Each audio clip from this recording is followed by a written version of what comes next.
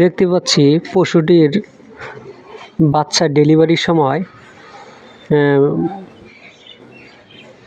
জরায়ুর ভিতরের যে অংশগুলো থাকে ইউটেরাস, ফ্যালোপাইন টিপ এবং ওভারি অর্থাৎ জরায়ু, ডিম্বনালী এবং ডিম্বাশয় সহ ভিতরে যে অংশটা থাকে জরায়ুর বাইরে বেরিয়ে গেছে। তার সাথে যে ভেজিনা যেটা আছে যোনিমুখ ভালভা সহ বাইরে একবারে বেরিয়ে গেছে।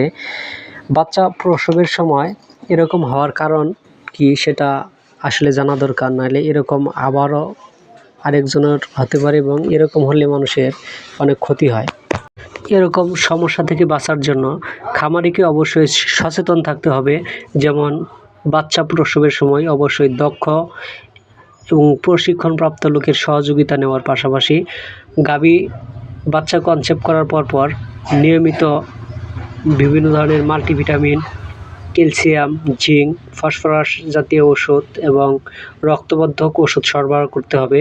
সেই সাথে পর্যাপ্ত পরিমাণে বিশুদ্ধ পানি এবং সুষম খাবার সরবরাহ করতে হবে। কাঁচা ঘাস এর পাশাপাশি দানাদার খাবার দিতে হবে। এই নিয়মগুলো সাধারণভাবে মেনে চললেই গবাদি পশু এই সমস্যাগুলো হবে না। সবাইকে ধন্যবাদ।